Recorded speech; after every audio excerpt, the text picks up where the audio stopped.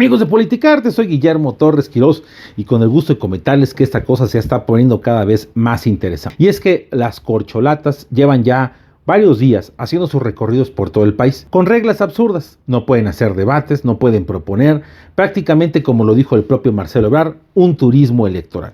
Es decir, hacer recorridos y simplemente pedir que piensen en ellos cuando les hagan la pregunta en la encuesta. Es así como hemos visto dentro de los recorridos que figuras como Adán López ha hecho una fuerte inversión en espectaculares y en mítines, al igual que Claudia Sheinbaum, que también ha realizado mítines en los que las propias notas periodísticas nos hablan de acarreo. En el caso de Ricardo Monreal y Marcelo Ebrard han sido reuniones más petit comité y han buscado más el tema mediático. Alguien que ha llamado la atención en los resultados ya de las primeras encuestas es Gerardo Fernández Noroña, que incluso en algunas lo ubican en tercer lugar, empatado con Adán y superando en todas a Ricardo Monreal y a Manuel Velasco. Y es que si el PT y Noroña quisieran ir por su cuenta, podrían obtener entre un 6 o 7% de la intención del voto. Así de fuerte está siendo el discurso de alguien que maneja la radicalidad de la propia izquierda, el caso de Noroña. Manuel Velasco se ha mantenido un perfil un poco más bajo. También se dio la situación de que su esposa Anaí tuviera un accidente y tuviera él que desaparecer durante un momento. Donde la cosa está poniéndose bastante interesante es en el caso de la oposición. Hay que reconocer que la presión de algunas organizaciones de la sociedad civil o algunos de los que juegan políticos jugando a ser sociedad civil lograron su cometido, que los partidos políticos los consideraran y presionar sobre el método de elección. La verdad es que todas las tres fases que se han marcado podrían darse ante una explicación prácticamente doctoral acerca de qué es lo que tienen que hacer los candidatos. Registrarse ante un partido político, después la recolección de 150,000, 200,000 firmas, después van a hacer una encuesta de quiénes son los tres mejores en ese sentido, va a haber un foro y luego otros foros regionales, otra encuesta para ver quién queda como ganador, pero combinado con elecciones primarias. Muchos detalles, muchos procesos para terminar decidiendo quién es el candidato. Aquí sí vale la pena mencionar que desde que se anunció esta metodología, algunos dijeron de plan no participar. Mauricio Vila, el gobernador de Yucatán, uno de los gobernadores mejor evaluados del país, dijo que era perder mucho el tiempo y que prefiere gobernar para los yucatecos hasta el último minuto, dejando la posibilidad para que lo tomen en cuenta como un fuerte aspirante al Congreso de la Unión. Por otro lado, tenemos el caso de Germán Martínez, quien obviamente al comentar estas reglas decidió no participar. La más sorprendente de todas fue Lili Téllez, quien era una de las punteras en el proceso. Lili Téllez dijo que esto era prácticamente una pantomima y que no iba a participar en un proceso en el que había muchas dudas. Mandó un cuestionario de 50 preguntas en el que nadie dio respuesta acerca de la metodología, la utilización de recursos, etc. Es así como estamos viendo que la carrera para la sucesión dentro de la oposición ha tomado interés en las primeras planas electorales del país y ha empezado a sobresalir principalmente el nombre de Xóchitl Gálvez. Sí, Xóchitl Gálvez, quien fuera funcionaria del gobierno foxista, después fuera una fuerte candidata de la oposición en el gobierno del estado de Hidalgo y también se convertiría en el futuro inmediato en alcaldesa de Miguel Hidalgo en la Ciudad de México y posteriormente en ser senadora de la República. Xóchitl Gálvez es un activo importante con una narrativa muy fuerte que ha llegado a conquistar a muchos. La historia de una mujer indígena que era golpeada y humillada por un padre alcohólico, la cual ella decidió salir a estudiar una ingeniería, una mujer indígena de Hidalgo buscando una ingeniería en la UNAM, algo que hace unos años era totalmente imposible. Y ahí habla de la cultura del esfuerzo y de ser aspiracionista, una lucha intensa por tratar de sobresalir y lograr a convertirse en una empresaria en el tema de los edificios inteligentes para posteriormente ser recolectada dentro de los cazatalentos que tenía el propio foxismo. Es así como la historia de una Xóchitl Gálvez que se ha enfrentado de forma directa, tupida ante la propia autoridad, especialmente al propio López Obrador, le ha ganado popularidad. Sin embargo, hay que cuestionar también su posicionamiento ideológico que no va muy de la mano de la doctrina de Acción Nacional, pues para nadie es duda que es una activista en temas a favor del matrimonio igualitario, el aborto, la eutanasia, etc.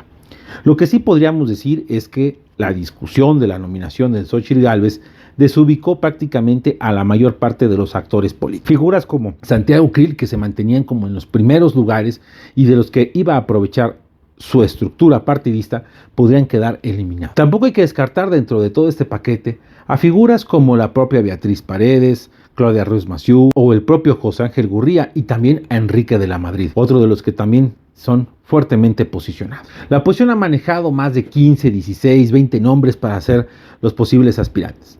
Otras figuras que también han levantado la mano son Juan Carlos Romero Hicks y Ildefonso Guajardo, o casos como el de Jorge Luis Preciado y Gabriel Cuadri, el propio Demetrio Sodi, y por qué no descartar el caso de Gustavo de Hoyos, socio de Claudio X en la Fundación de Sí por México.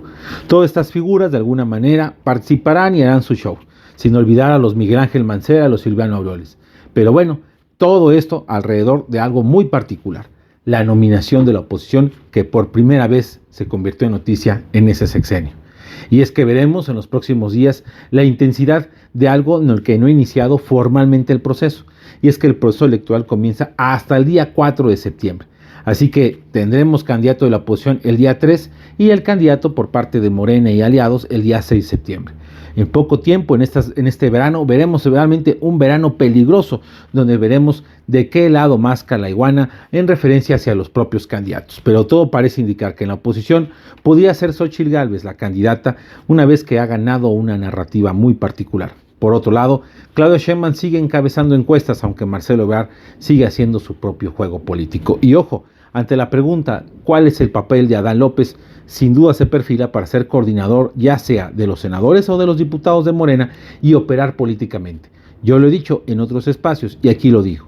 La apuesta de Adán es convertirse en un estilo de Mario Fabio Beltrones, de Gutiérrez Barrios, convertirse en una figura estilo Porfirio Muñoz Ledo o el propio Diego Fran Ceballos, es decir, políticos con un control y con una autoridad moral dentro de las propias esferas del poder. Parece que esa es la estrategia de Adán y que todos le tengan que deber el favor a un Adán que tendrá un control importante ya sea en el Senado o en la Cámara de Diputados.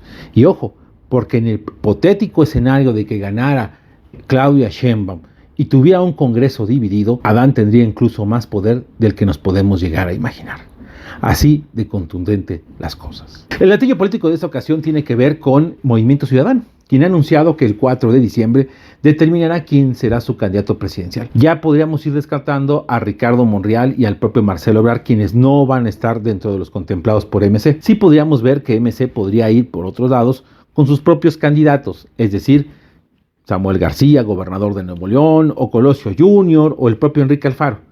En otra posibilidad, recoger a alguien de la propia oposición, de los que queden ahí en el camino. O el tercero, y del que ha sonado un fuerte rumor, Dante Delgado. Sí, el dueño ya muy señor de Movimiento Ciudadano podría ser un candidato para de alguna manera competir, no para que otra cosa, sino mantener un registro. MC ha bajado en las encuestas y muchos de los que podrían ser aspirantes de MC simple y sencillamente se han hecho a un lado. Así que MC, que jugó a ser, digámoslo así, el fiel de la balanza, se está convirtiendo en un apestado que podría ir solo en el proceso electoral con un candidato de bajo perfil. Pero también, ojo, podría dar la sorpresa, postular a un candidato interesante. En su historia, MC nunca ha sacado candidato presidencial propio, siempre se ha montado. En su momento, de la campaña de Cuauhtémoc Cárdenas cuando eran Convergencia en el año 2000, en 2006 y 2012 con López Obrador al lado del PRD y del PT, y en el año 2018 al lado del PRD y del PAN en la candidatura de Ricardo Anaya. Así que veremos la capacidad real de MC, un partido que, por cierto, hay que decir que en la elección pasado 4 de junio decidió no postular candidatos a gobernador ni en el Estado de México ni en Coahuila, y en el caso de Coahuila sus candidatos a diputados locales no llegaron al 3%. Así que hay que ver que las cosas están poniendo más que calientes.